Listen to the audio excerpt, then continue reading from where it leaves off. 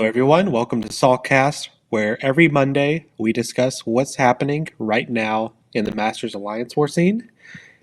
For those who don't remember, we have Battlerealm Brawl semi-finalist Trappy. How are you doing, my man? I'm doing good. What's up, everyone? Another fun week of Alliance War, isn't it?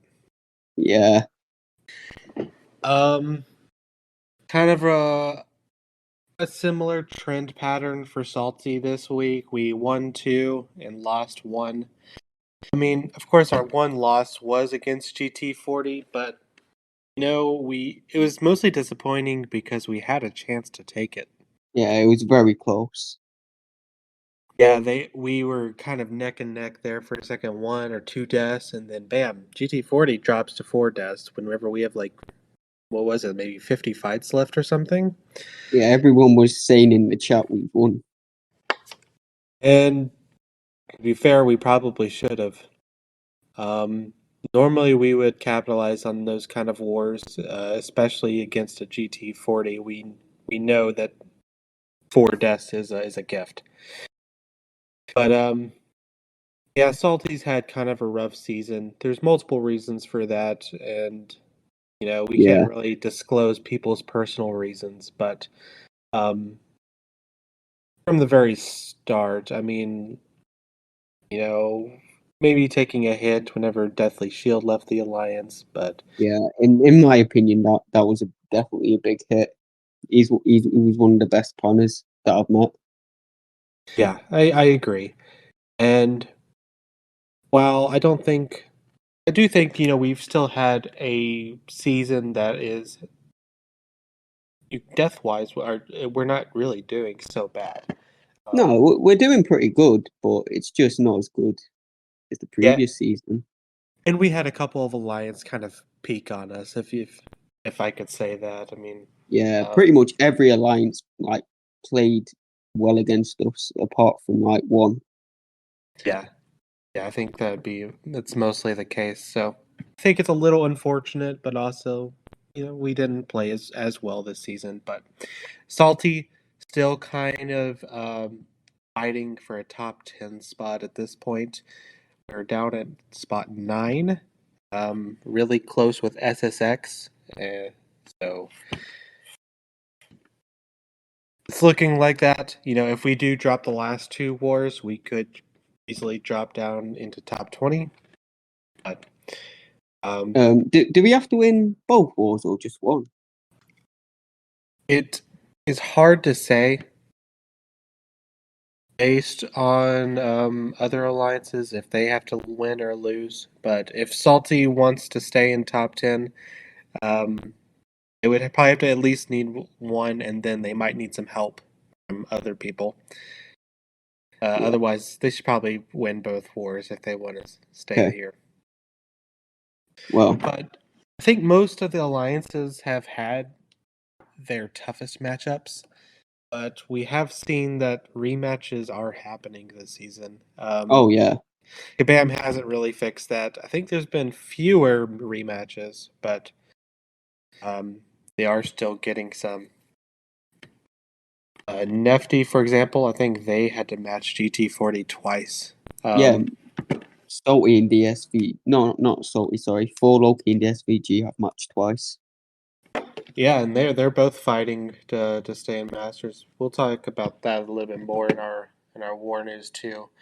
Yeah. But yeah, we didn't quite get the rematchless season we were hoping for this season. Hopefully, Kabam can tune that in December, and maybe we'll get a more accurate representation next season. I wouldn't count on it, to be honest. So let's talk about you a little bit, man. It's really exciting to bring you on here. I'm excited to be here, so what do you want to ask me? Yeah. So, how are things at the Battlerealm Brawl? Do you have a good time? Oh yeah, I loved it. It was actually my first time going on the plane, so Oh, really? it was pretty crazy. Have you gone anywhere else in Europe by boat or car or anything? No, it's my first time out the UK. Wow. So, when your parents found out, what was their reaction? Oh, my mum was well happy for me.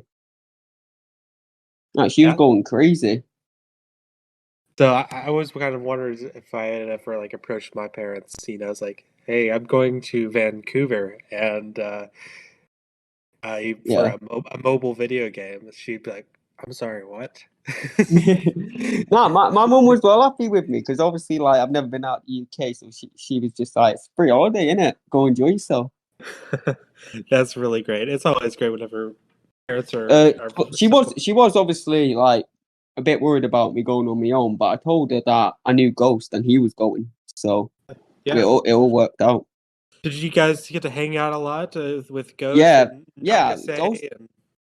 And I basically mainly hanged around with Ghost. yeah, I hanged around with the other people a little bit. They're all really sound people, and obviously, because I met Lags and Andrew, they convinced me to join for Loki. nice. So, and yeah, everyone there was dead sound. Ghost is like one of my best mates now, so it was really nice meeting him. That's nice. Yeah, Yeah, I would love to be able to meet some of my friends in person. So getting that opportunity, I bet was a lot of fun. yeah, I loved it. I'm gonna definitely try to go again next year. Sure. I hope I can see you there. I would love to even just go to watch, Yeah, I think. you can. Yeah, You could have got tickets for free. You just obviously you'd have to get to Vancouver somehow. right. um, yeah, maybe next year. I think it definitely would have been a lot of fun to go and see. Hey, We had maybe I start giving you BG lessons and you qualified for the top 8 with dude me. dude, you might need to. I thought I was a good player and I thought I was a good BG player, but now it feels like everybody's a good BG player. It's Yeah, like but you are a good player, but there's a big difference between war and BGs. You got to remember that. yeah, I feel like I make mistakes and I'm like, go fast, gotta go fast, go Yeah, fast. that I'm the same. Like in war, I only do like light intercepts because it's way safer. Right. In BGs, I'm dashing all over the place trying to get intercepts anywhere. You know what I mean? Trying to rush. You're So it's like definitely two different play styles. I de- you sh- I definitely have things I need to learn about BGs because Yeah, I think, but the main thing about BGs is I think drafting is way more important than your skill level. I think so too, mostly because usually the nodes aren't that hard.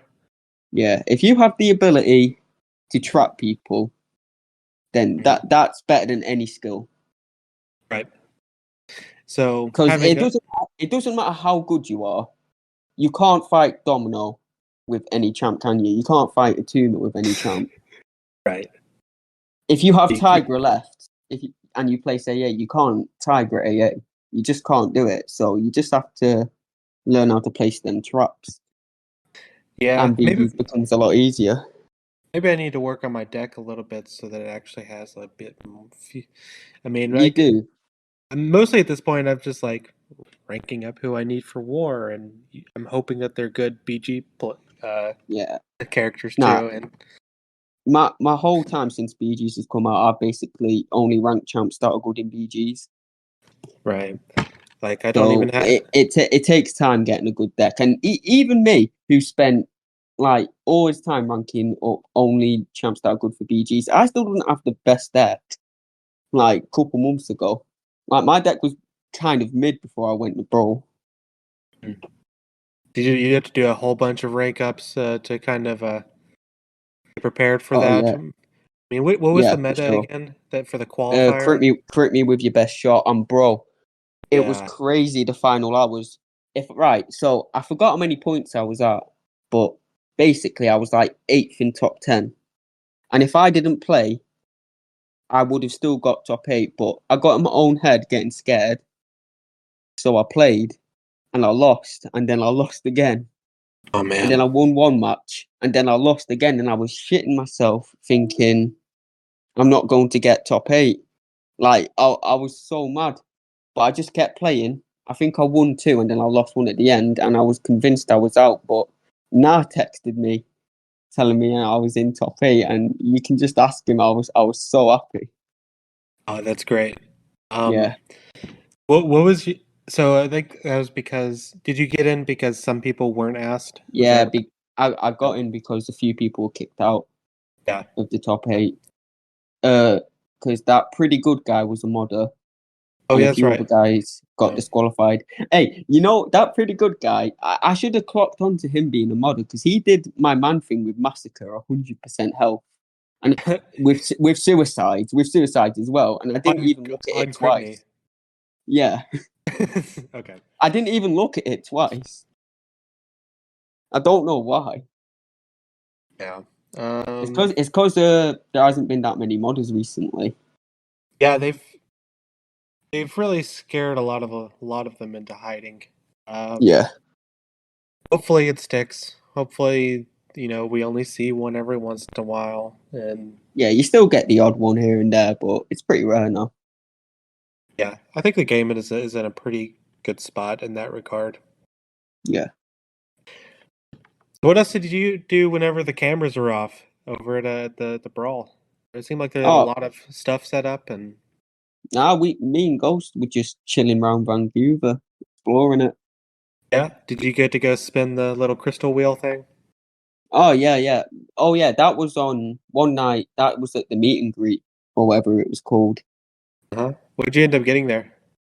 I got a rank 4 to 5 gem, 10 of them legends crystals, Mm. 206 stones, and then I can't remember the rest. So it must have not been that good.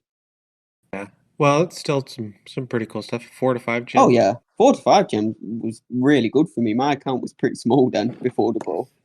Yeah, I bet that helped out then. Did Um, yeah, it sounded super cool. I think it's probably the coolest thing BAM has ever done. yeah, Um, man. I absolutely loved it. I mean, like the Summoner Showdown was cool and all, but having a LAN event, I mean, that's a different thing entirely. Yeah. So definitely really jealous of you. I would like to go even just to watch, I think, and meet some people. Um, yeah. Speaking of we can kind of let's go ahead and just go over to our fight of the week real quick, Right. and let's go and talk about this Venom fight. All right. Yeah. This made my mind blow when I seen it. This was so good. All right, Encyclopedia. Why don't you give us some commentary on this Venom versus Maestro? Our fight of the week this week comes from Flameclaw, and he is taking on the rank 565 6-star SIG 200 Maestro War Boss. And his Venom is going to go absolutely brutal in this fight. We've got Odin synergies here, or the pre-fights, and we have the Scorpion synergy, and that's what's giving him the power gain every time that Clintar buff goes round for each unique buff on him. We've got the Venom Relic in play as well, and that's what's putting the bleed vulnerabilities on Maestro, again for each unique buff in play. He's really going in on those unique buffs. That power gain is putting in work. Look at his power gain, just spamming special 1 back to back, and the bleeds are going for 2k per tick each, just special 1, special 1, special 1. Maestro is doing absolutely nothing, not even thrown a special attack yet. Throws that one out of nowhere.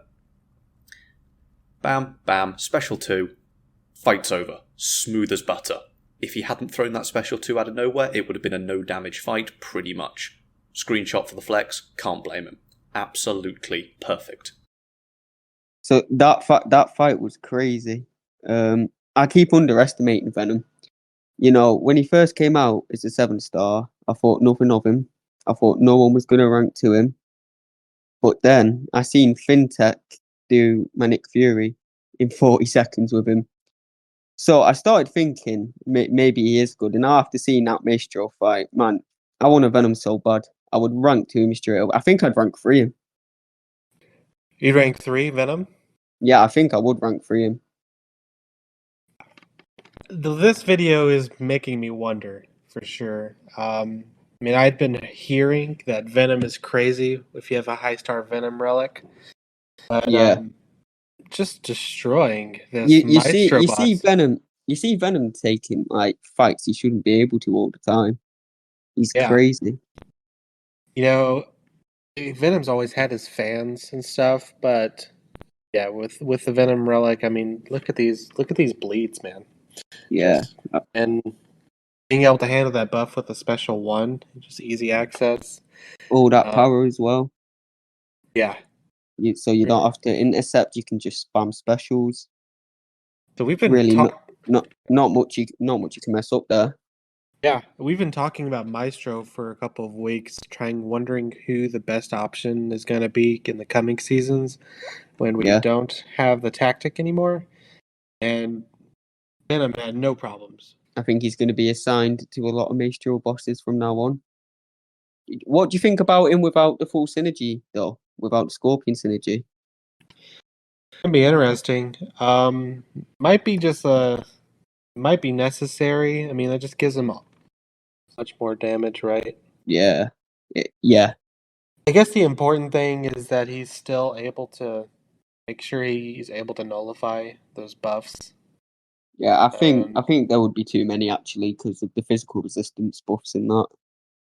Yeah, but also if he waited too long, spent too much time in the fight, that could cause some more problems. So, he started to get those passives and the aura damage. Yeah. So maybe I haven't seen a video yet of someone using Venom without this energy, but yeah, if you want to be really safe for Maestro, that good relic and that synergy, it looks like you're going to be safe to go. Big thank you to Flameclaw 2.0 for letting us use this video today. Did you have anything else you wanted to say about it? I just thought it was a really great fight, and it's really cool to see Maestro get shredded. That's it, man. I totally agree with you. It's one of the best fights I've seen in ages. Well, while we're talking about wars and everything, let's go ahead and just get people caught up with today's war news. And actually, I'm going to be taking this one, so let's get the show on the road. This is your war news for Wars 8 through 10 of Season 45. Top of the list, of course, is GT40 with a stunning score of 10-0. These guys are unstoppable this season. At 8 and 2, we have SGA 1. At 7 and 3, fighting for that third podium spot, we've got LVT, XK9, Nefty, ED13, and LOXC. Competing for the top 10 in Masters at 6 and 4, we have Salty, SSX, New Nation, PBT, GGIR, EBR, Kenobi, CZSK, and Zine. Trying to hold that final spots at the top 20 Masters at 5 and 5, we're looking at 4 Loki, ESVG, JA, and Legion. Some more 8 highlights this week. SSX managed to defeat PBT, the score of 2-3, making them just a little bit stronger in the top 10, possibly pushing for podium. LVT are able to rematch New Nation and actually do get that one again against them. So New Nation, they've been pretty close this season, but LVT much more consistent. GT40, they rematch Nefty and are able to donut them. Nefty having a great season. Unfortunate that they have to rematch against the top dogs themselves. War 9 highlights. SSX lose a very close war to Nefty, kind of getting them out of the range for a top 3 finish. So SSX going to have to be pulling it together to stay in the top 10. GGIR actually fighting for top 10 this season, managing to get 2 deaths in War 8 and then only 3 in War 9. So very exciting news for GGIR, who only recently became a Masters Alliance, now fighting for top 10. War number 10, War Loki lose to New Nation and are now risking falling out of Masters. LVT win a tie versus SSX. So finally some good news for LVT. Finally winning on time after some more unfortunate results earlier in the season. Salty fumble their war versus GT40. We're given a kind of a gift with 4 deaths, which is unheard of from GT40, averaging just over 1 death per war this season. Salty not performing as well as they have in previous seasons. Ended up dying 5 times, thus moving any chance for podium, most likely. That's all for our war news today. I'll now be joining Trappy to discuss how we think things are going to end up at the end of the season. So we're going into our final week of season 45. Things are really kind of coming together on the leaderboard, and I think it's pretty much official. GT40 have won the season. What do you think, Trappy? Could they lose the last Yeah. 2 wars and drop 40 deaths? Honestly, I don't think there's any chance. I think it's no surprise that GT40 is going to win. Yeah. I mean, how can you bet against them at this point? Yeah. How many times have they won a season now? I've lost count. Oh, that's good. I have to get a historian on that. What is it? 13 times now? Who knows? Yeah. Now, I remember the season where they got undisputed, which would be 10. So they've gotten a couple since then, at least. I don't even think I was playing in Masters War when that happened. Mm-hmm. Some other alliances looking really, really good. SGA, LVT taking some of the other 2 podium spots. Yeah. LVT, they had a really rough week last week. They tied against Nefty and they tied against us. They lost most of those on time, but they've cleaned up all of their wars this week and they're back up there. They are, death-wise, the second best alliance this season. Yeah, they definitely deserve to be on that leaderboard. Yeah. I think LVT have a lot to be proud of. I was talking with Encyclopedia at the beginning of the season, saying not as many people expected LVT to improve as quickly as they did whenever they started up, and my eyes, they're probably the second best alliance right now. Yeah, I think I'd agree with that. XK9 and Nefty, they're both doing really well. Nefty was kind of the second best alliance for most of the season, but having kind of a tough week and dropping quite a few deaths against GT40. Yeah, so let's just kind of look at some of these important wars we think might be coming up. Salty and SSX, they're on the verge of dropping out of the top 10. So their war against each other, if they have one, will should probably be pretty important. Yeah. Any other alliances you're looking at you think that need to have a particularly good last 2 wars? Well, if 4 Loki lose another war, we will definitely drop out of Masters. So there's one to look out for. Looks like DSVG are the same way. So yeah, DSVG as well. Have they matched yet as DSVG and 4 Yeah, Loki? we played twice. 4 Loki won both times. You guys played twice, so there was a rematch. Yeah, so we won't be playing again. I don't think so anyway. Gotcha. So might just depend on who 4 Loki matches and who DSVG matches. I'm sure they're both going to be hoping for some friendly matchmaking there because they're basically tied. They're tied in deaths as well, so they're fighting to stay in Masters. Yeah. New Nation, they have dropped down to spot 11, so I doubt that they're happy with that. They're going to be wanting to push for that top 10 Masters. Yeah, I think there's a good chance they'll get it. They're pretty good alliance. Yeah, I think they just, as long as they have good last 2 wars, that should be probably enough to push them forward. Yeah. SSX had a pretty key week this week. They were looking like they had a shot at podium, but went 2-3 against PBT. That helped knock PBT down a little bit more. And they ended up having a tight war against Nefty. They were kind of neck and neck trying to fighting for podium there for a while, but they ended up dropping that one to them. Yeah. Yeah, I think they just messed up there. I think it's unlikely they'll get top 3 now. Yeah, probably. I mean, now they're sitting at 10th place. I don't know. That would it would require too many people to lose a war, I think, to try and get back Yeah. up there. There's not much chance of that, but Yeah, there's a good chance they'll stay in top 10.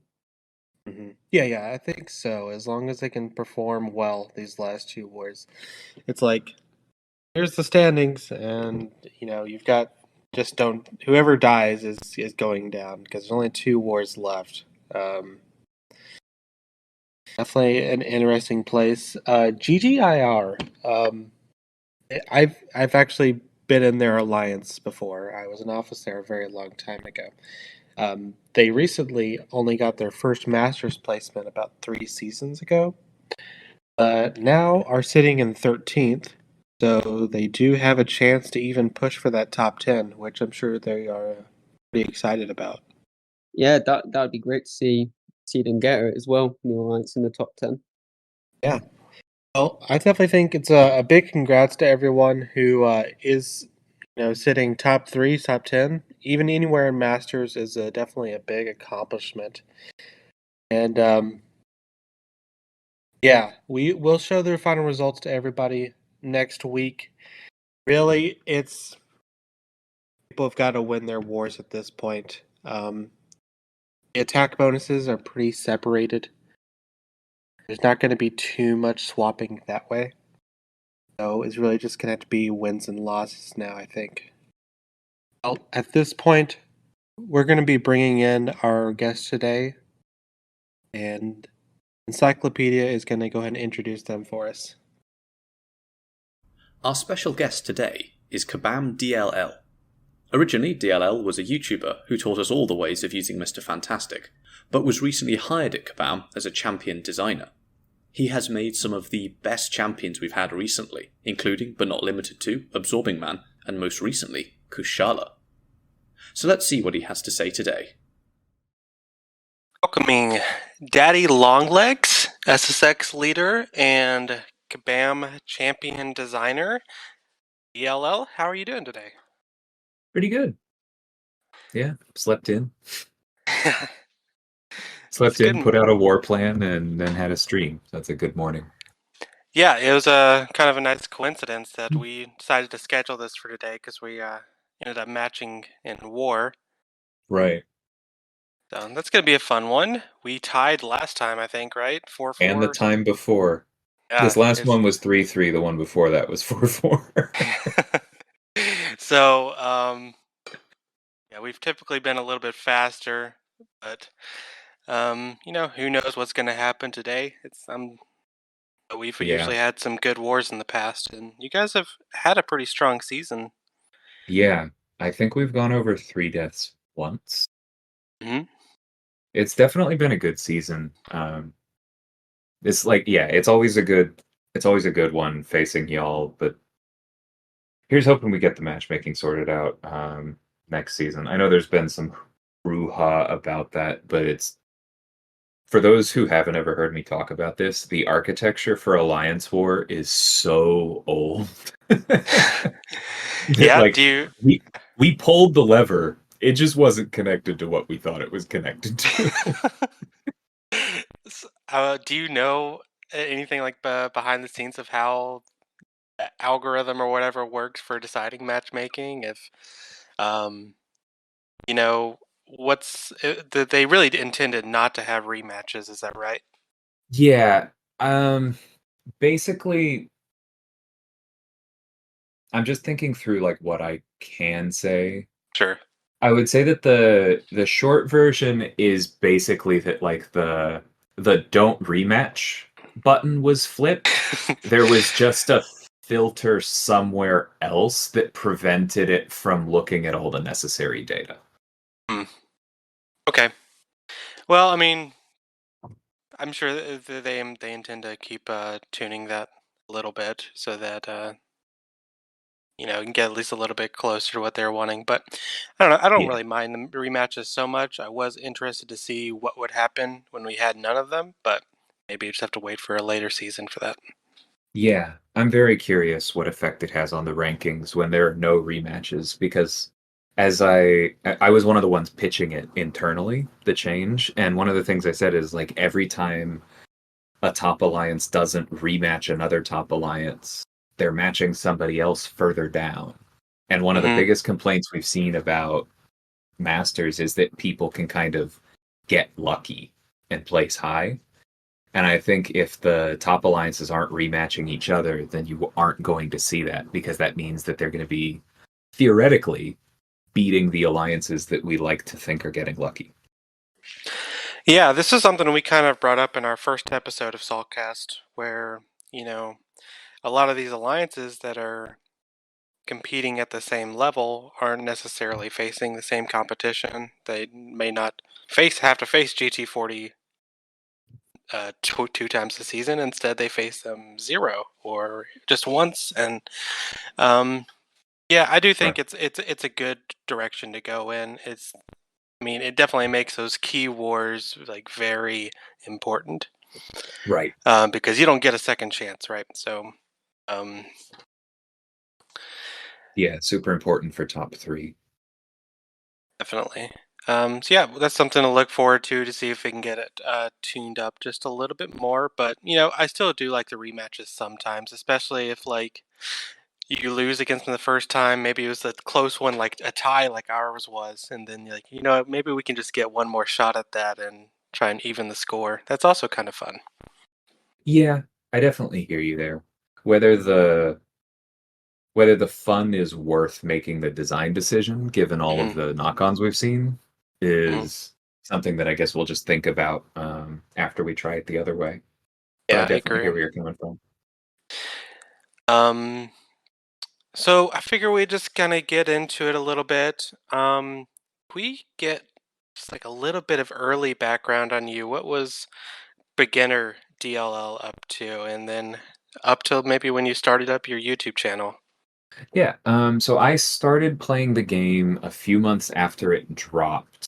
It was actually that would have been the spring semester of my junior year of undergrad, which my wife likes to joke is also when we started dating. So there has like never been a time when the two haven't competed for attention a little bit. Yeah. But she's forgiven me now that it's turned into a job. But yeah, I started out just kind of playing on the side. I had played another mobile game, and it was just kind of something for me to do bluntly when I was in rehearsal and they were working on the strings instead of me. For those who don't know, my background is in classical music, and I'm a trombone player. And the way that rehearsals work out is that sometimes they spend more time not on the trombones. I hope you don't mind me pausing you for a second, because Yeah. I'm also a trombone player and composer. That's So awesome. we're literally the same person. So I I started did a this. bit of composition.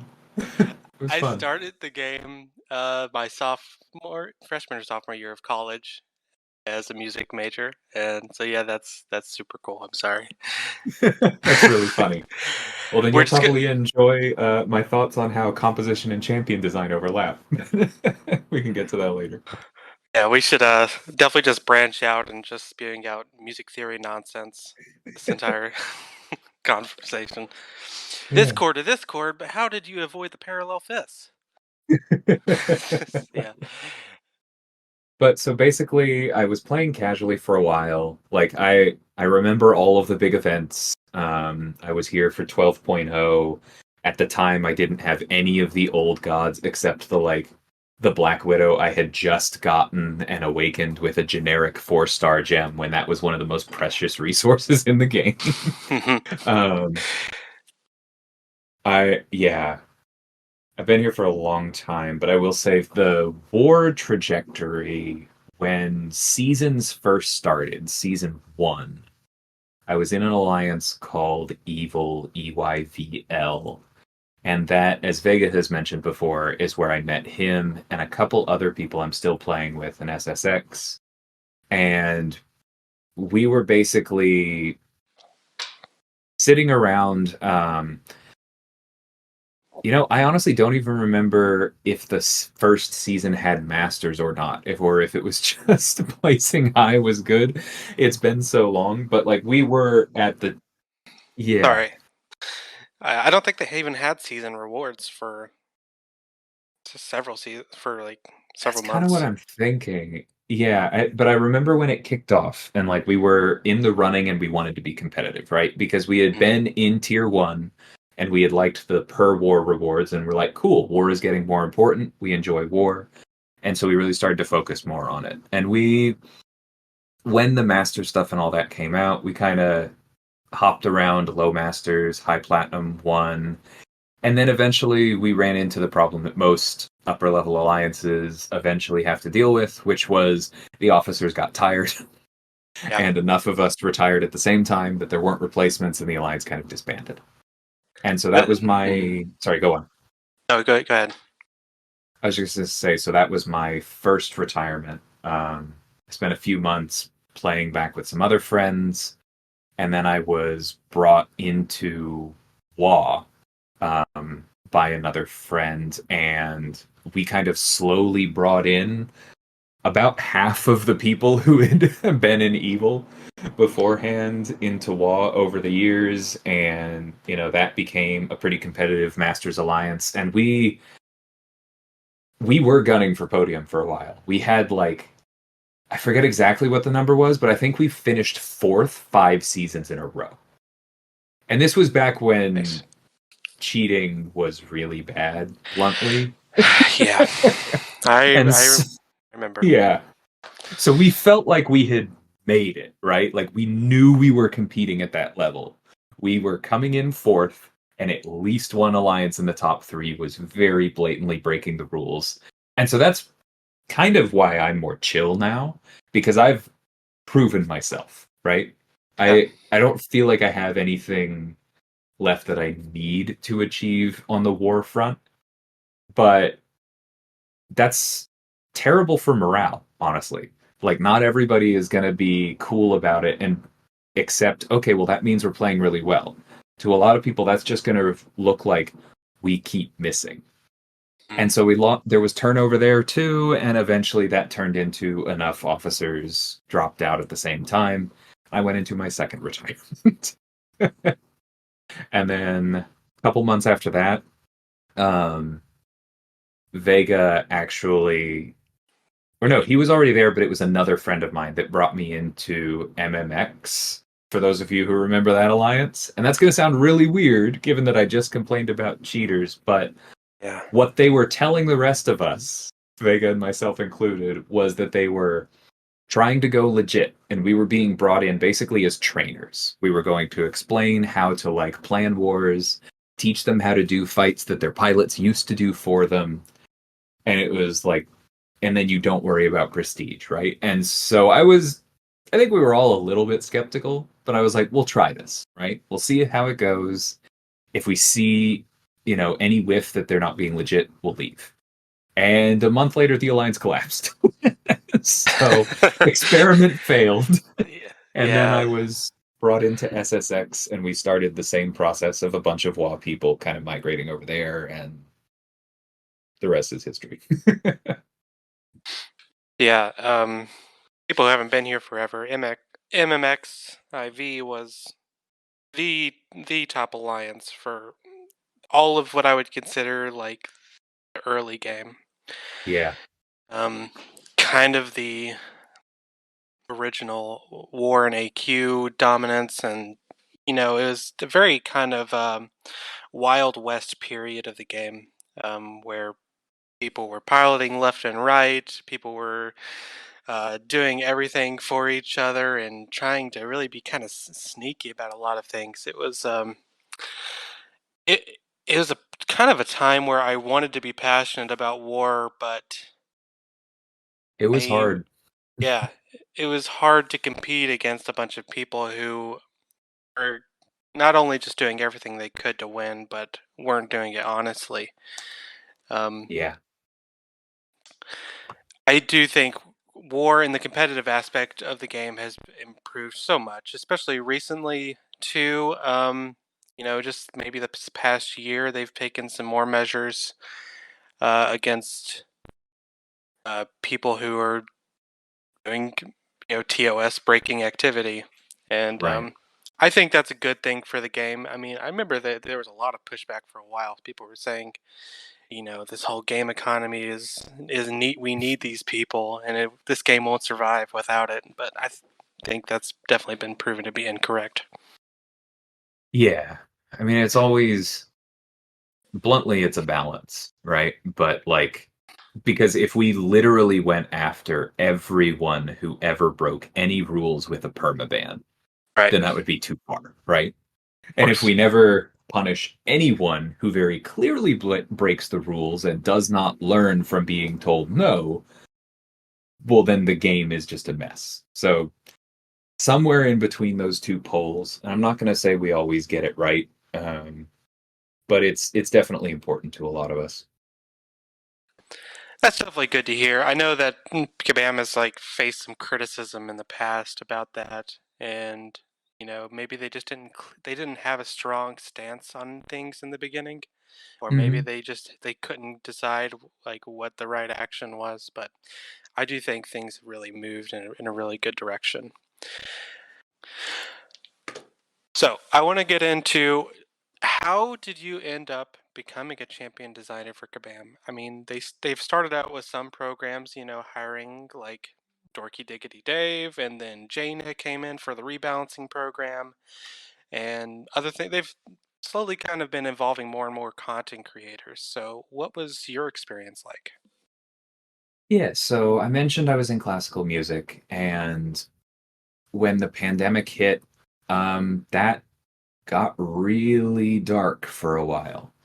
I had like no gigs. It was a victory when I distinctly remember being driven out to like a gazebo in mid-November or something. No, actually, it was October one year to record Christmas songs with a brass quintet before Halloween, because that was like after that it would be too cold, and that was the only way that we could do anything at all to participate that they could pay us for.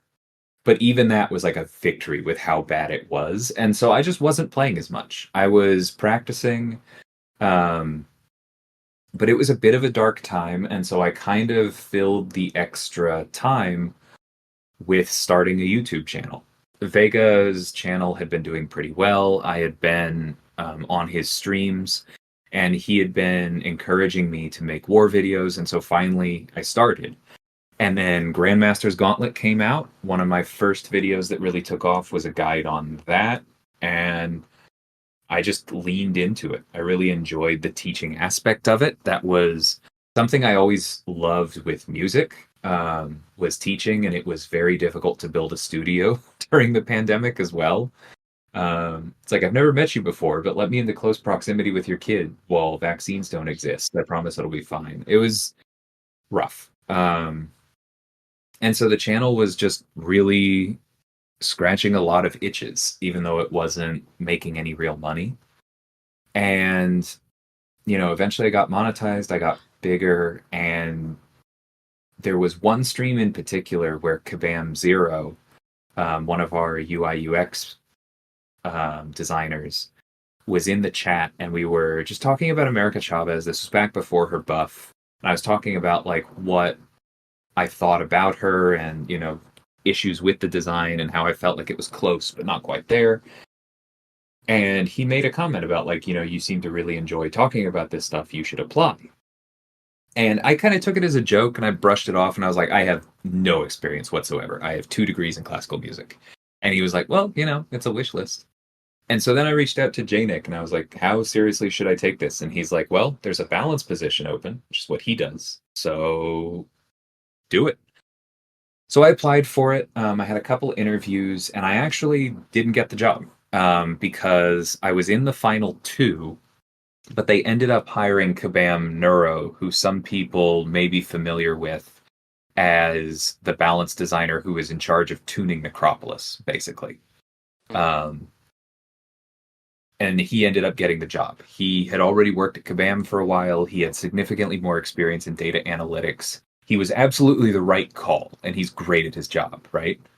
But during that process, my manager, Kabam Niv, who was on the stream just this last week, he's the one who built Mr. Fantastic, who was my favorite champion before I joined, and a lot of other bangers. He said to the rest of the team, to paraphrase, the way this guy's talking makes me think that he thinks about the game in a way where he could be a champ designer, and we should interview him for that. And so I ended up interviewing for that, and there was a vacancy opening on the team at exactly the right time. And so I got hired. My first day of work was July 4th, and we moved from Pittsburgh back to Houston for payroll reasons immediately after my wife graduated law school. So from Pittsburgh to Houston, that's cool. Does most of your work, is it remote? Their office is in Vancouver, correct? Right. Myself, funnily enough, Neuro is also in the United States, as is the most recent balance designer, Kip. So all 3 of us are down here. But yeah, I work remotely every day. It means that my hours are, like noon to 7 p.m. plus or minus an hour on either side, depending on when I want to start, which is very weird. But it certainly has its perks, and it's kind of natural after being a musician for so long, not gonna lie. Classical musicians tend to sleep in. Yeah.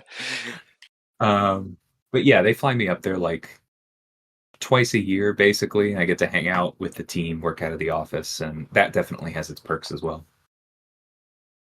So your whole life, you had no idea you were going to be a gamer, helping make games and stuff. I mean, you were trying to be a trombone player, and right, all this stuff is just kind of unraveled for you, and it sounds like the coolest job ever. I mean, you just get to make cool characters and stuff like that.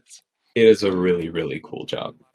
I mentioned earlier that there's a lot of overlap with composition, and I mean it. Like it's scratching that itch. For those of you who know anything about classical music, the way you get jobs is auditioning, and prepping for auditions is a somewhat soul-crushing process. There's not a whole lot of creativity in it. There's how well can you perform these excerpts? Like you're aiming for perfection. And you bring whatever artistry you can, of course, to it, because that's the way you win is you like do it perfectly with artistry. I'm not taking that away. But it's not what you want to do necessarily when you go to school for it, and it's not what you want to do long term. It's the grinding part of the job. And I'm not saying it's not worth it, because getting in, like, making it in classical music is very cool, but I missed being more creative, and this job is very much that. Yeah. I definitely envy you. I mean, I think that's just, if I could just do that all the time, I mean, that would just be so much fun, I think. And the people you get to work with, I'm sure, are very fun to work with as well. Can you tell me about like what your experience? What's it like to work for a gaming company? It's fantastic, honestly. Like, it's both the gaming company and the fact that it's a Canadian company, both of them help. The culture is just really excellent. Like, everybody wants to get everything done. Everyone is constantly telling each other, make sure you guard your cap, is the phrase, as in, be careful with your capacity, your bandwidth, and don't take on too many projects just because you want to help and want to be productive. It's like we all care about the game, but don't bury yourself, because if you burn out, you're not helping either, right? Yeah, probably better to. And so like there's this sorry, go Yeah, on. but probably better to aim on the low side and maybe add 1 or 2 things at a time if you want to do more. Like, don't especially just Right, like there's always cleanup Yeah. to do. yeah, for sure. I mean, when you got in there, what were some things? I mean, were you? I bet you must have been a little nervous, right? Very. Yeah. Like I don't. I mean, do you even have a computer background or anything? Not really. It's funny, the more I've done this job, the more I've realized that I was prepared for it in a sense, because they asked me what during the interviews, they were like, "Do you have any coding experience?" And I said, "Well, I did 1 year of high school Java because I did AP computer science." And the person I was talking to kind of thought for a minute and laughed and goes, "You know what? That's probably enough." And they were right, because I knew the game well enough that I was able to literally just read the code for characters where I knew how they worked. And because I had basic coding concepts, I was able to kind of put the rest together from there. That's interesting. And yeah, like it worked out, but I was definitely extremely nervous. So some of you may remember several live streams back, one of our quest designers, Kevin, was asked how they got into game design. And I remember watching that because my mind was kind of blown that a lot of Kevin's early memories matched what I did as a kid, too. Like, I distinctly remember playing with house design software because there was a part of my career where I thought maybe I wanted to be an architect. And I didn't go into that, but that has clear relevance for building things on computers and video games. And then when I got into gaming with like Morrowind, I remember building mods for myself in the Elder Scrolls construction set. And that was exactly one of the things that Kevin said really got him into game design. So it's like, now that I have the hindsight of knowing that this is where I was headed, I realize I actually did a lot of things that do make sense in leading here. I just wasn't thinking of them as professional development because I thought that I was headed for music. That's really interesting. The kind of backgrounds people have, you might not know just how similar it might be to yours, or with the things we learn in life really can just, you never know when those kind of skills and stuff will pop up again. And Absolutely. and especially when you just really get into a craft or something. I mean, as being a musician, you have put in the time to trying to be really good at something before, and those kind of skills Right. really. I mean, I know we're kind of getting into like life lessons here, but you know, the kind of skills you get from learning how to be good at something is a skill in itself. Absolutely. From learning how to be good at something and also from learning how to think critically about it. In some of my earliest one-on-ones, my manager said it was like, my main advice for you on how to become a better game designer is to play video games and think critically.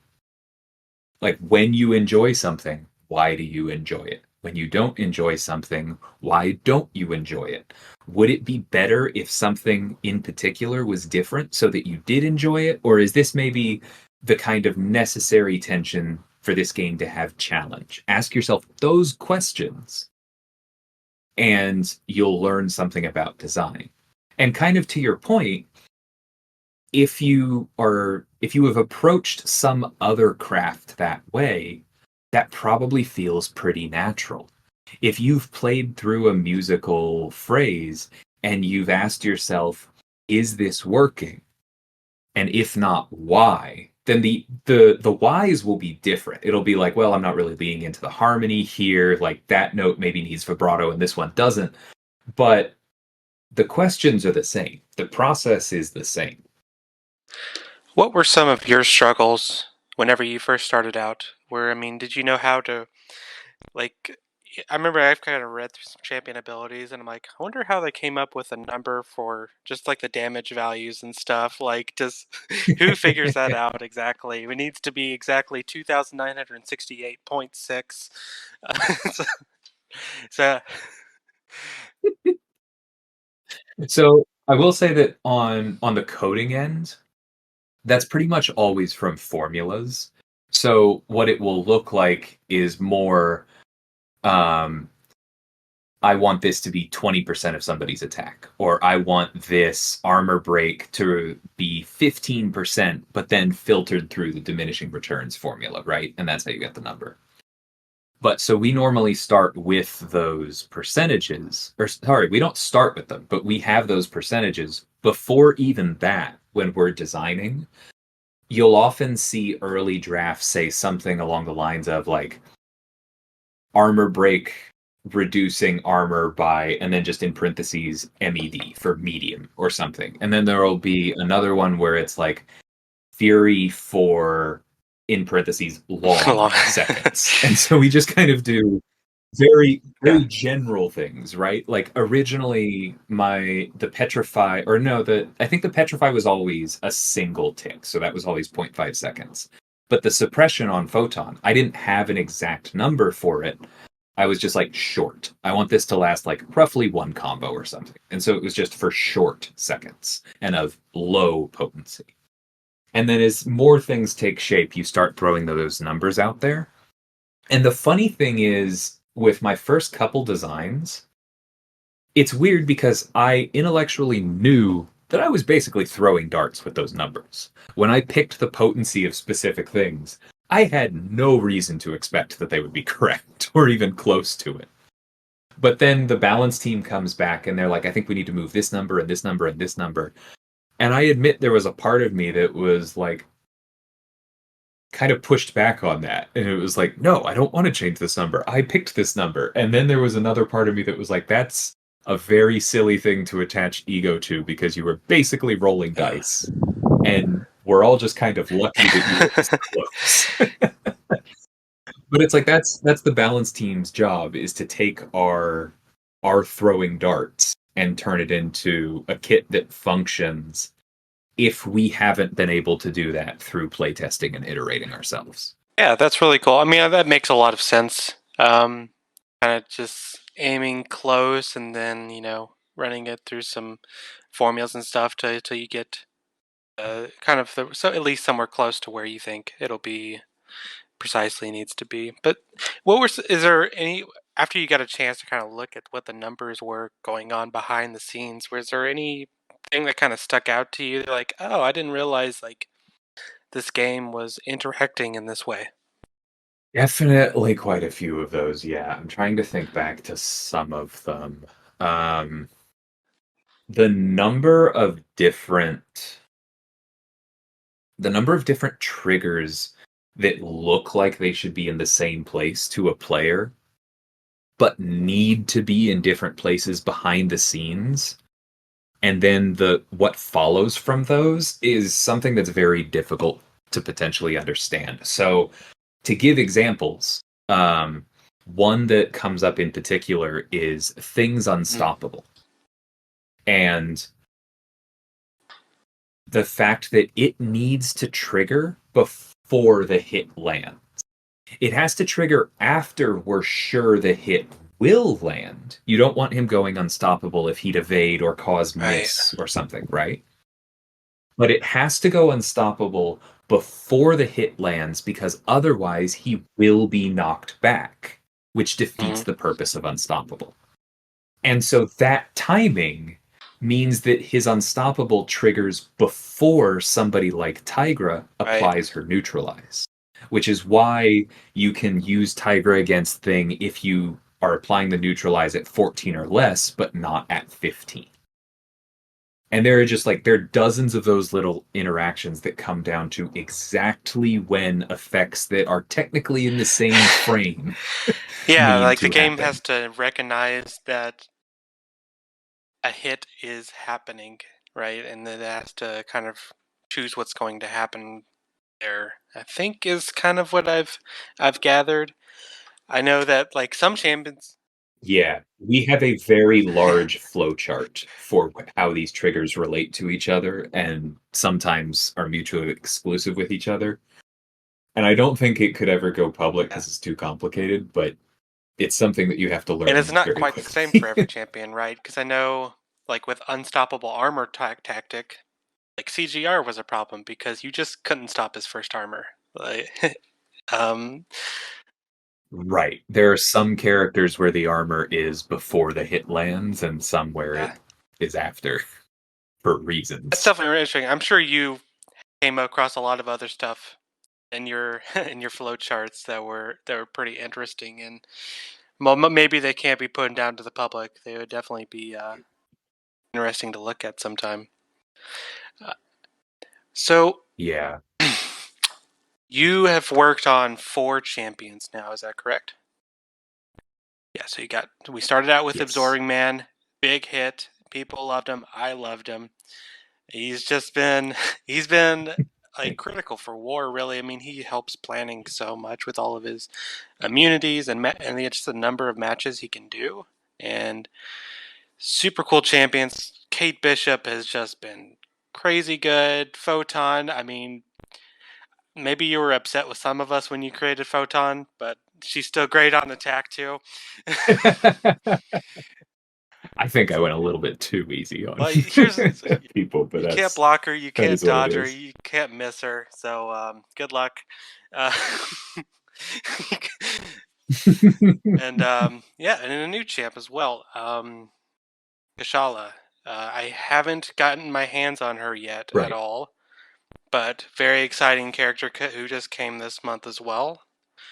And yeah, I mean, you want to talk a little bit more Kashala, kind of maybe just educate me a little bit more, and maybe just what your design process was like for her. Sure. So the quick lore background is that she is an Apache woman from the 1800s. And so her tribe was wiped out by US soldiers, as sometimes happened back then.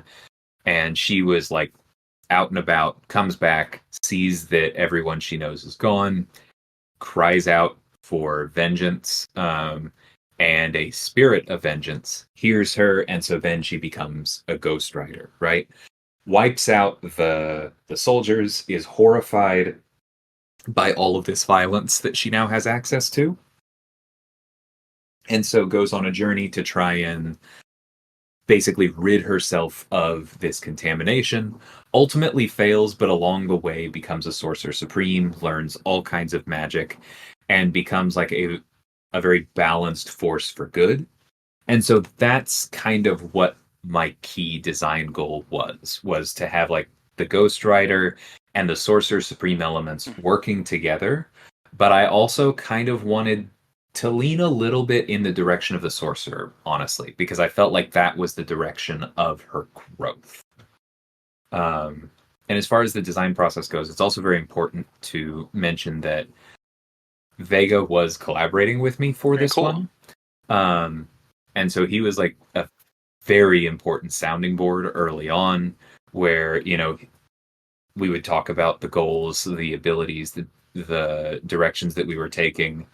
And he'll be the first to say that he didn't push for a lot of specific abilities, but just being able to talk to someone who wasn't actually in the design process and for whom this was fun rather than work that they had to schedule was incredibly helpful in just keeping things moving. So what was that process like when you were kind of just going down her abilities? What were things you were hoping she would accomplish? So as kind of a general note on the champion process, before we start doing any designs really, we do meta planning, which is basically like, hey, DLL, you have, for Absorbing Man in particular, it was like, you have the only mystic for several months on either side. So we're going to need you to accomplish A, B, and C as far as like what the class needs, right? And so that's why he's powerful on defense.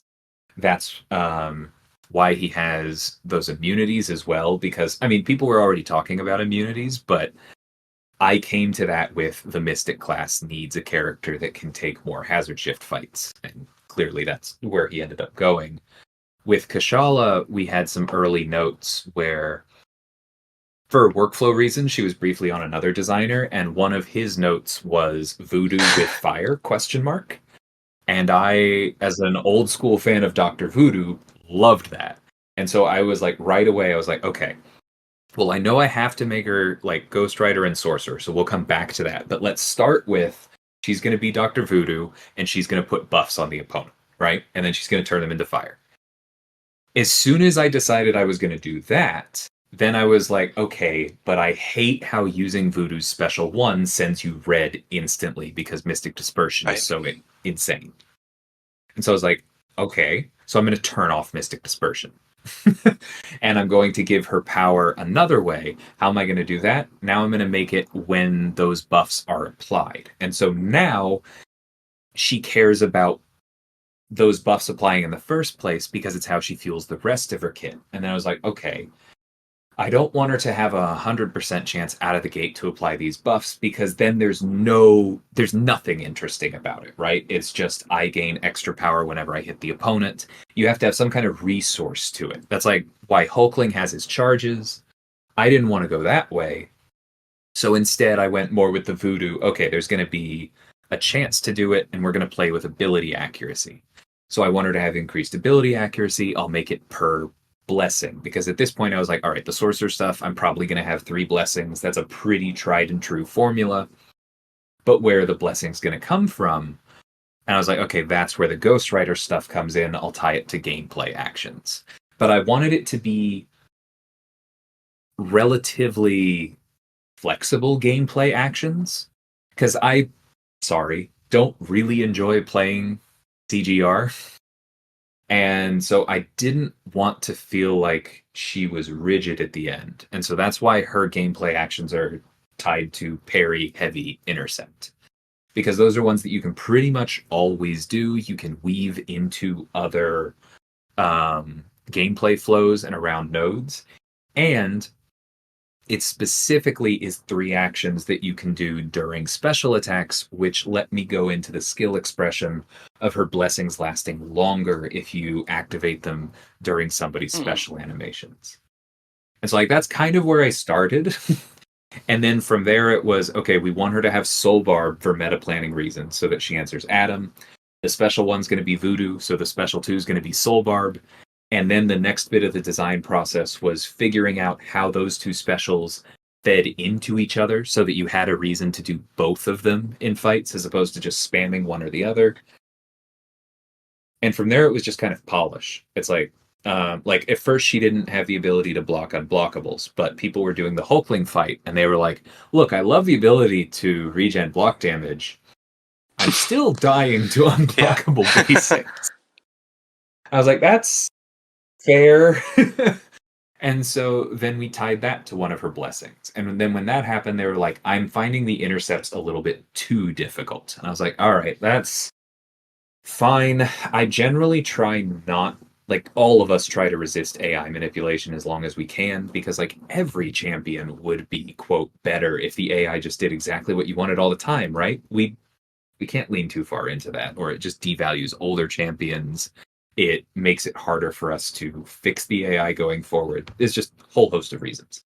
But I was like, okay, I'm actually asking you to intercept with specials. So then I put a little bit of AI manipulation. Yeah, it's kind of a fine line to walk, right? I mean, if every champion is going to be getting... makes the AI perform however you want to. It could just devalue some champions who don't have those abilities, maybe. Or maybe it could end up being too strong, but... Right. And apologies for just kind of going off for a while. That was a quick and dirty, like, this problem came up, so then that became this, and that became this. But that is kind of cool. how champions So Sorcerer, Ghost Rider, Dr. Voodoo, a lot of Mordo, a little bit in there with a Soul Barb, and some AI manipulation, borrowing from that from some newer champions. So a lot of really cool stuff. Where are you excited to see people use her? I've been really interested to see Vega using her in Necropolis, because I think that there are other mystics people are going to lean on more heavily. But seeing a few of those solos has been really cool, because she definitely has the damage if you can navigate the kit properly. We've seen her in war in a couple places. I'm curious if we might see her on Hazard Shift. It's not super likely because people are going to reach for Carl first, but I think it's definitely possible because she has like one immunity for each of the lanes, right? With Bleed and Incinerate. And especially if we're in a season where Carl gets banned or something, or if there's just a particular reason to use her utility, I think that could be cool. But a big thing that I'm excited for is particularly I want her to hunt Cosmics on lane 5. Because that's where the Purify stuff is, that's where Mighty Charge is. And like one of the problems I ran into early, and Vega inspired this when he was asking about like, you know, what happens if she loses the dot damage or whatever. And one of her targets was Adam Warlock, right? But already, even before there was a bunch of Soul Barb in the game, everybody was placing Adam Warlock on like ebb and flow nodes, conflictor nodes. And so it was like a debuff Soul Barb is not going to cut it. And so then it was like, I can't just make her stuff passive. That's too much. But what if she can earn passives? And what if she specifically earns those passives better against Cosmics? And I think that ability did wind up in a responsible place, but I'm really curious to see how that gets used. I want to see if she ends up taking certain Cosmics on like Conflictor or Mighty Charge and how well she does. Yeah, I'm definitely looking forward to see just a lot of different stuff in the kit there that can let people be a little creative and rewards high level gameplay and doing things well. So yeah, it's definitely gonna be very interesting to see what people end up doing with her. And I'm definitely looking forward to it. I hope I can get her soon. Maybe as a 7-star. Maybe you can pull some strings in the background. Yeah, Monday's going to be very dramatic. I've got a few Titans lined up. Ooh, it's gonna be fun. I've only opened one Titan, and it was Colossus, so you know, still recovering.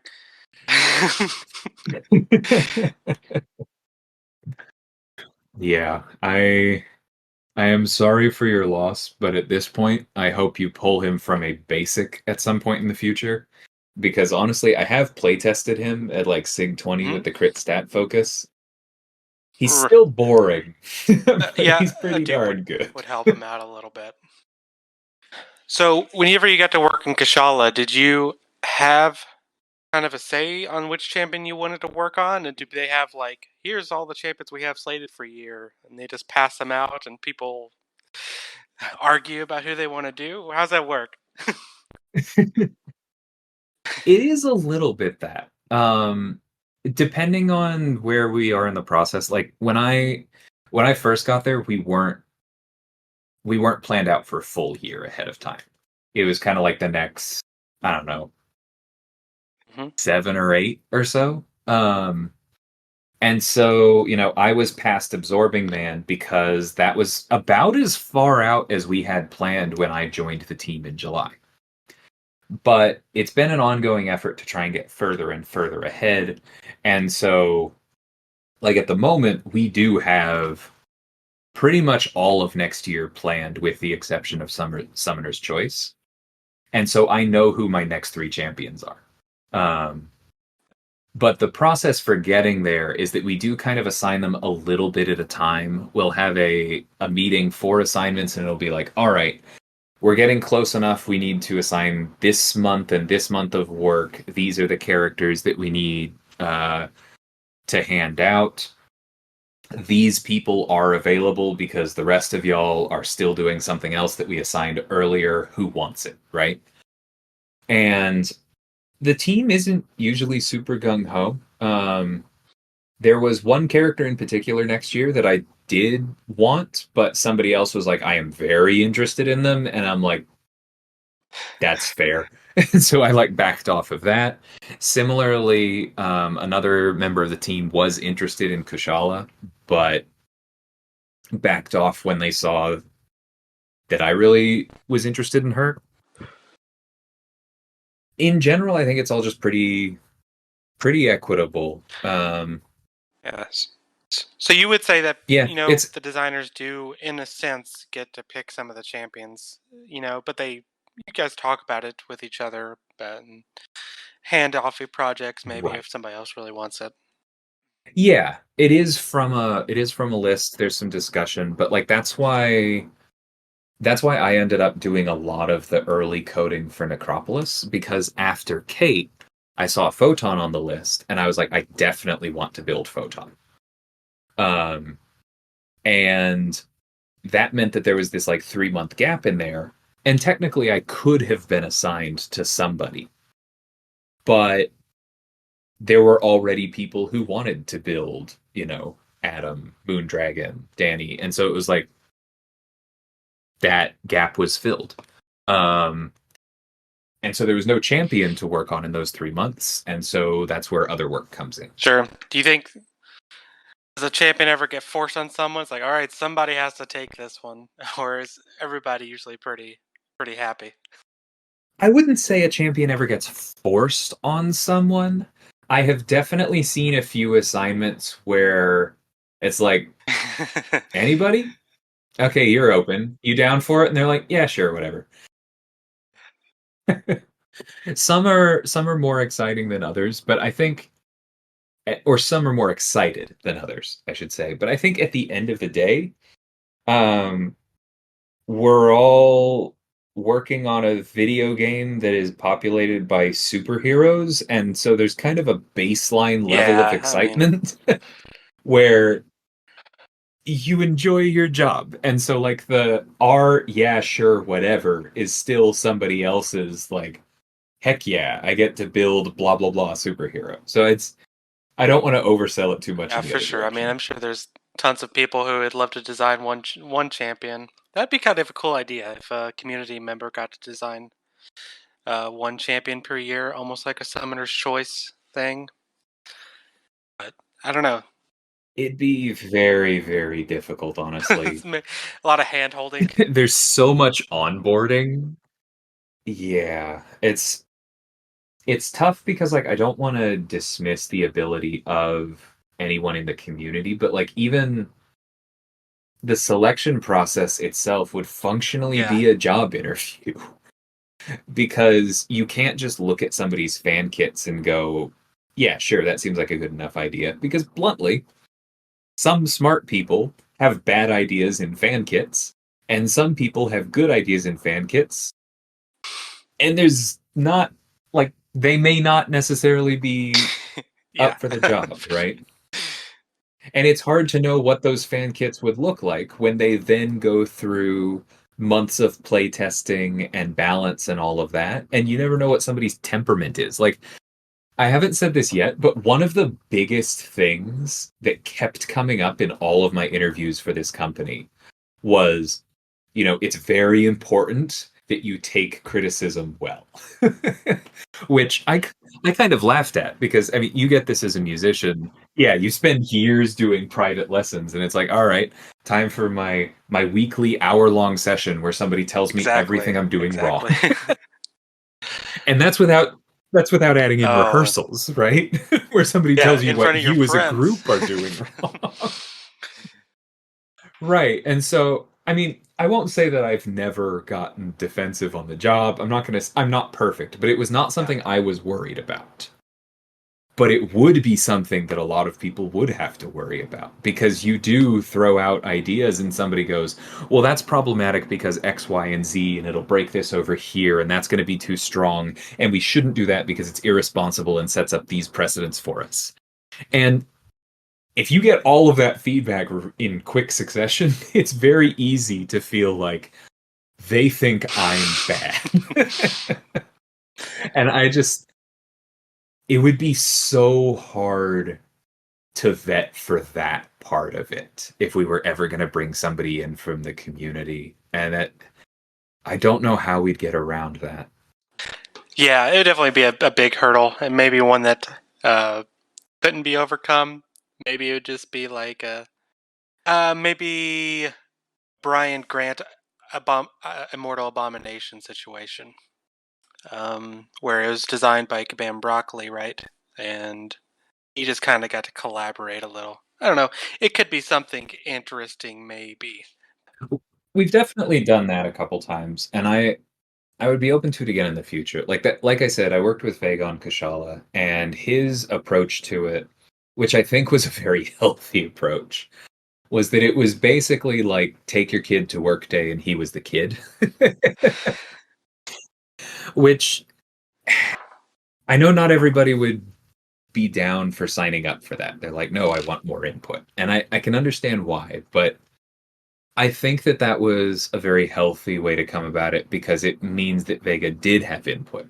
Like he's the direct inspiration for Kashala's passives, right? He did shape the design, but he shaped the design as somebody who plays the game at a high level and thinks about it, and not as someone who has been onboarded over half a year after being selected in interviews for this to be their job.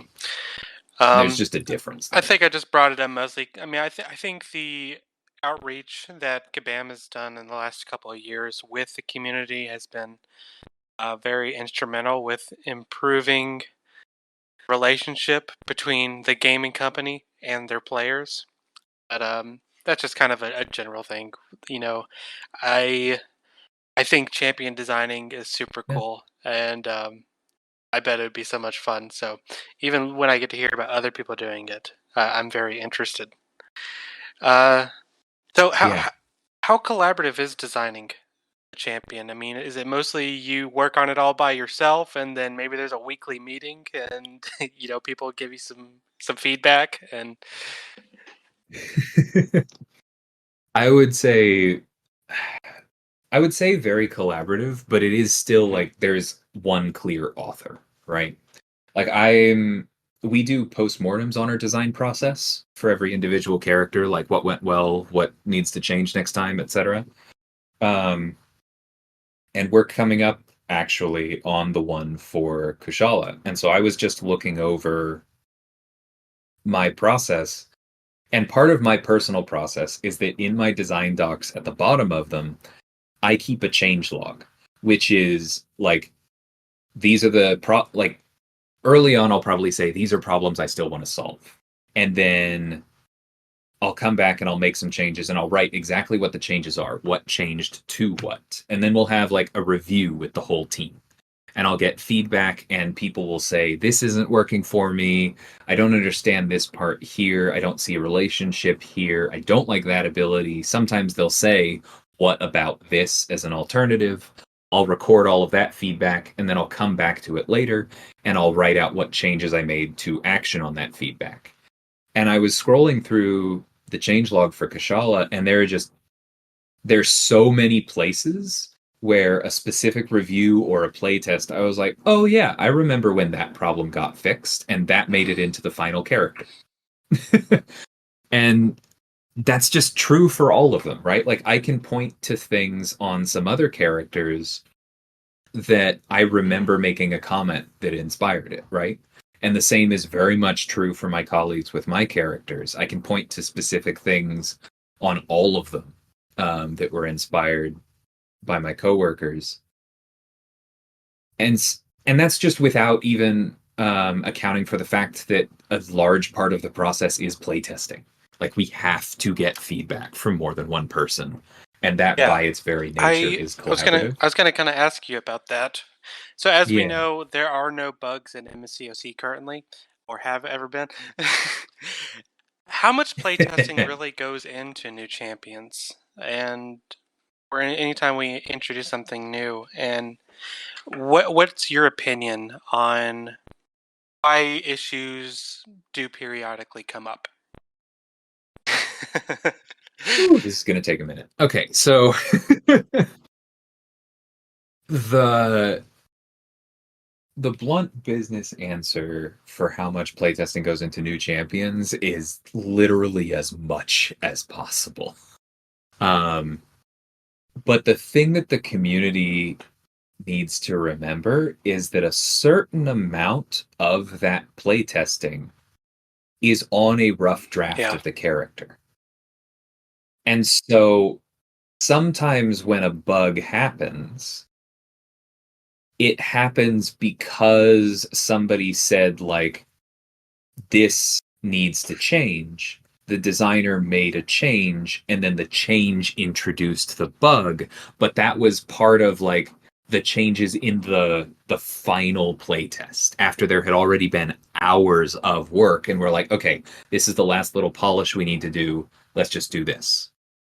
But after we as character designers finish our playtesting, then the balance team has some time on it. And so maybe they catch that if it's something that comes up in balance. Maybe not if it wasn't like a common bug that's in some of the target matchups. If they do catch it, hopefully we find it. But sometimes bug fixes don't always work. Maybe the balance team has to recommend a change that itself results in a new bug. And then it goes to QA, right? And then they have to go through it. And again, it's like maybe they catch it and maybe we fix it. Maybe the fix doesn't necessarily work, or maybe it works in most cases, but not something else that the community finds. It's complicated because this game is just so rich in interactions. Like, there are more than 250 characters, right? Each with unique kits. There's a saying in design like this. I've already forgotten what it's called, but it's basically the idea that the community will do more testing in the first hour of release than it will be remotely possible for you to do before release. Just from a sheer volume approach. And that's without even taking into account the fact that, like, when a character goes live and the community's looking at them, you're usually having very high-level players do this stuff. And while the character design team does play the game, a lot of them are quite good. The balance team is all very skilled. Everyone has different play styles. Everyone has different things that they are comfortable with, different things that they struggle with. And so there are going to be some things that you just miss. Like, there are going to be bugs that happen. The one in particular I can point to, like the fact that Crush and Counterpunch have a weird interaction. Why would anyone have caught that in testing, right? Because, like, that's a skill champion against a skill champion. And one that she shouldn't necessarily have any kind of interaction with. It makes sense why it happens. As soon as someone said this isn't working, I was like, oh, I'm pretty sure I know what's happening and I know how to fix it. But, like, that wouldn't have been part of her DPS testing. It wouldn't have been part of her initial design. Why would it have occurred to QA to fight specifically Killmonger with her, and then specifically to make sure that you knock her down with a heavy against the wall, which is going to be harder because he's going to be gaining power from all of these debuffs you're putting on him when you throw your heavies. And then after he's thrown a special one, so he has a counterpunch, then make sure you try and hit into him after you've knocked him down, and this passive is like... When you start outlining the repro steps for bugs like that, the idea that QA should be able to catch all of those should start sounding pretty that's silly. not to say, of course, that sometimes maybe something slightly more obvious than that one may have come up that might have gotten missed. But this is definitely a complicated game. Oh, for sure. There have definitely been things gone live that I think should not have gone live, right? And we have talks about that, right? We talk about how can we process this out. Like the Grandmaster's Unstoppable bug. That was one that's going to get a postmortem, right? Because it wasn't broken that way in playtesting. I know people love to not believe me when I say things like that, but, like, that was not broken in playtesting. The bug where he released with him getting extra combat power rate from Tokens of Guile instead of the attacker. I found that in playtesting, and the designer fixed it. And then I verified the fix. But for some reason, the wrong version went live. And so, like, that's another problem, is because, like, sometimes even when we fix bugs, we have to maintain different versions of the game to make sure that only what we want to go live goes live. And sometimes something gets jumbled somewhere. And so even though the correct code exists because we, quote, fixed the bug, we didn't fix the bug in the right split of the code, in the right version of the code. And so then something goes live. And the only way to catch it would be for, like, QA to basically redo all of their checks right at the end as we're throwing it out the door. And that's just not possible, right? How soon do our champs usually ready to go right before they're released? Are you working up on them until the moment of, or or is this like a month before, or? No, it's normally so, like, I'm trying to think. The build for January was just hard locked, is our, like, internal term for it, which doesn't mean that literally nothing will happen to it. If there's an emergency and we need to change something in the code, if there's an emergency and we need to change something in the code, then we will. But for the most part, that January build has now been declared off limits. It's like, if you still have a bug to fix, you're fixing it for February. You're going to wait until it's been split off, and then you're fixing it for February, because we have already, like, capped out, this is how much QA has the ability to test before we ship this live. Don't touch anything further. And so that pretty much tells you, like, January's champions are locked in now. But they've been pretty much locked in for a while, because, like, this is their final QA has locked them in. But then that means QA has been working on them for a while, that Balance has been working on them for a while, and that means that the character designer actually said, okay, the mechanics are done weeks ago. Okay.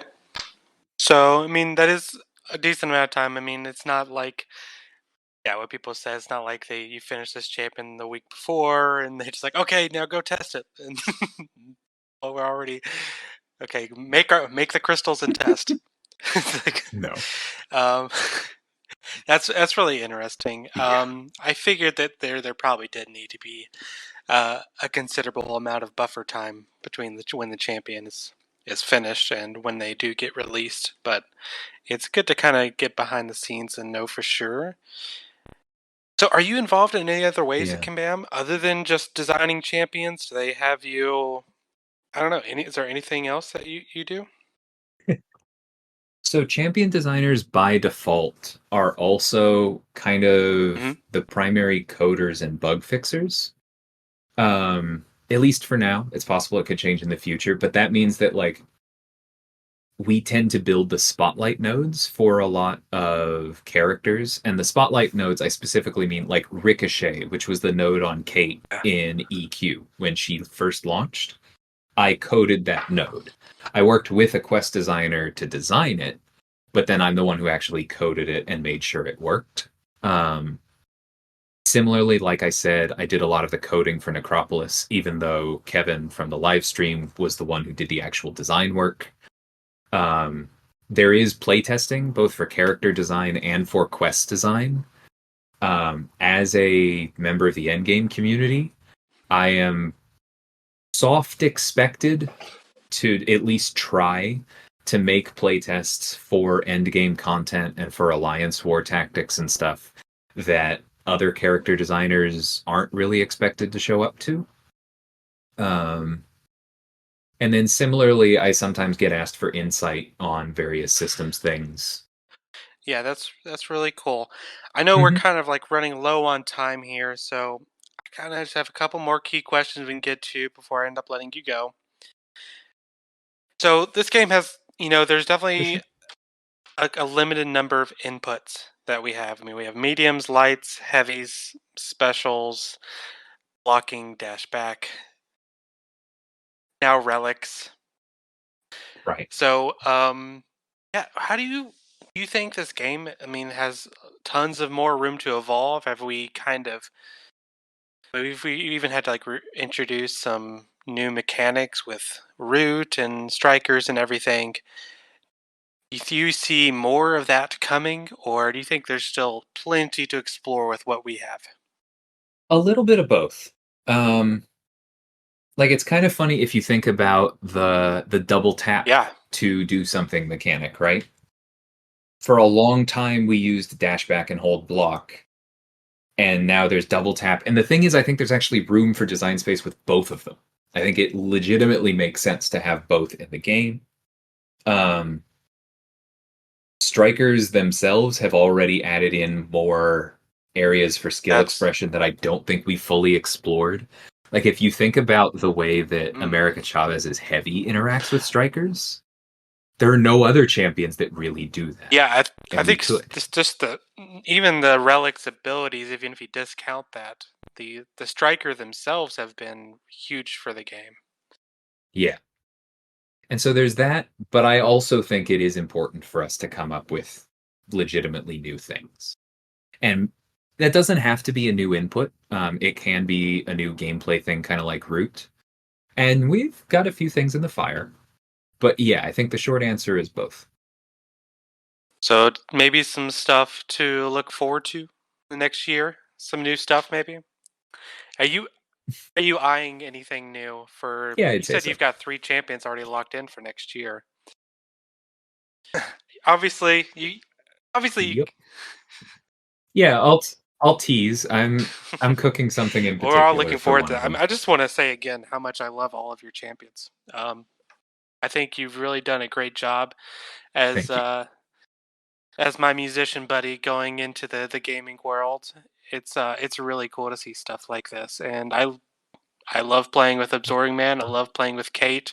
I hate playing against Photon, but playing with her is pretty cool. So I'm looking forward to Kashala as well, and all your champions next year. Do you have any like passion projects? Like if nobody was like watching over your shoulder or anything, is there anything that you would really want to do? It could be a character or a new ability or anything that would it be exciting? Yeah, there is. I do legitimately have an answer to this because I'm not sure that there's room for this in this game. But if somebody just gave me a year and all the resources I wanted and said go for it, I would probably build a like variation on the Battlegrounds mode that did something along the lines of limited drafting in Magic the Gathering for anyone who understands what that means. Like pulling from packs, building your deck on the fly, having to fight with that deck. It would be a limited pool of champions. It wouldn't be all 200 or whatever. There would be probably rarities involved, and I think that could be really cool. It's like, what happens if we just pick 70 champions that fit a meta in particular? You don't have to worry about I think that'd be throwing really off. cool if you could play with the deck more, so that it's not like, okay, did I get a lucky or unlucky draft? It's it becomes a little bit more strategy with the drafting process and everything. There'd probably be luck because sure. you'd have to see what you would get out of the There's more like the manipulation packs in the right? first There's place, more right? hands-on. But yeah, it's part of the game is manipulating your deck in a way. That could be very cool. Right. Because I love Magic the Gathering drafting. It's like the only thing I do with that game. And I think it'd be cool. I do kind of understand what you're talking about a little bit. And yeah, I think that could be really cool. I mean, I know there are like a lot of Yu-Gi-Oh fans over at Kabam, right? Like the whole Deadpool thing and with the whole deck building, I think was somewhat inspired by those card games. Yeah, we got some Magic fans as well too. The first time I went into the office, we actually broke open a box and drafted. That's what I want to do at work and played against each other. That was really fun. Okay. Well, it wasn't during work, but great option for after you also work as got well. to, with Karate Mike, you got to kind of cast the Battlegrounds event at Vancouver, the Battlerealm Brawl. Yeah, It looked that like a was lot of not on fun. my bingo I'll card. tell you, I'm involved with and keep up with like an esport for a different game, and a lot of times the casters are Mhm. just as interesting as the players. So I thought it was really cool to see you up there. Did you have a good time? Yeah. No, it was really neat. I mean, I know that day one there were some technical issues to resolve, but it's really cool. I had some experience with it from helping out with Vegas tournaments, and I really enjoy it. Similar to what you said, I'm not sure if you're familiar with the Total War games, but I've seen some casting of Total War Warhammer tournaments where players who really know what they're talking about have talked about like all of the tactical decisions that are being made, the units involved, and it's that always really inspired me, and it's cool to see this game moving more and more in that direction. I do think Battlegrounds and what it's turning the game into is a huge evolution for the game. I mean, all of a sudden, people are wanting to rank up their defenders. They're wanting to get better, and all of a sudden, like when Yeah, Battlegrounds first started out, it was pretty easy. Like other people hadn't really caught on to how to play it very well.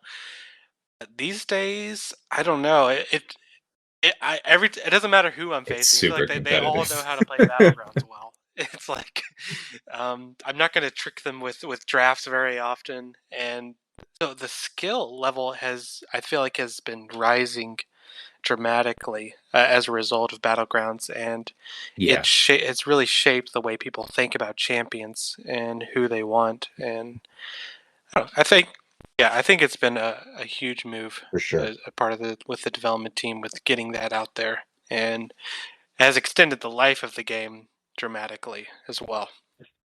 Yeah. I think the next thing that I really want us to feel like we've moved forward with is probably incursions. Because I think that Battlegrounds has been incredible for all the reasons you just said, but it's also, I think, had a few negatives as far as champion evaluation goes, because people are way too focused these days on how much damage can Yeah. this character do in 40 seconds? Otherwise, I don't care. And like crossfight stuff doesn't matter. Why would that matter? And so I think I understand that incursions in its current form is basically just do you have Hercules or Angela? And if you really want to be spicy, you can bring like Thing or Kitty too. I get it.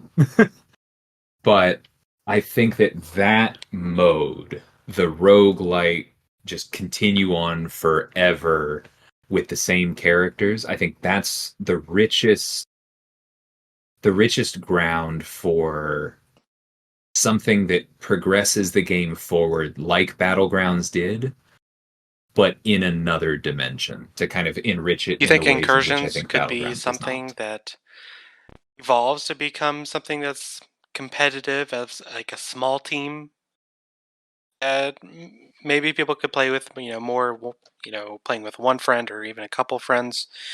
While war, you're dealing with 10, 30 people, depending if you're counting your BG or your alliance. And then you have battlegrounds and every other story content where you just play by yourself.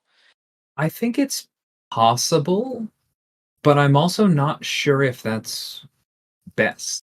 Because, kind of to your point, I think that there are a number of players in the game.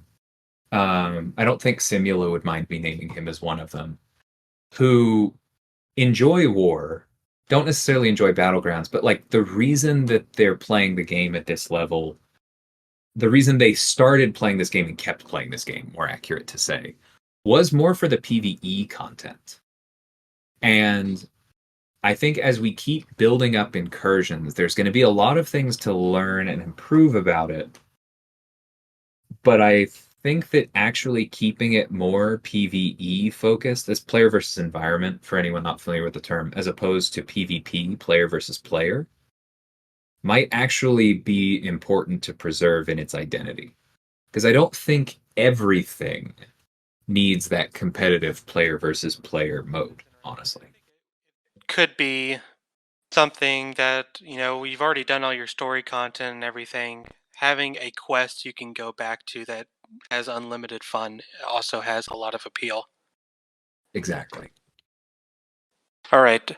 One last question before I end up letting you go. I know I've kept you for a very long time. There's just too much to talk about, right? It's okay.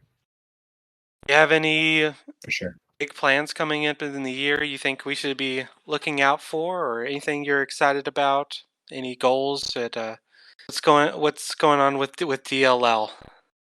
I don't know about anything in particular, honestly. I think this year's already been pretty well specced out where I'm kind of just focused on the next three champions for the moment.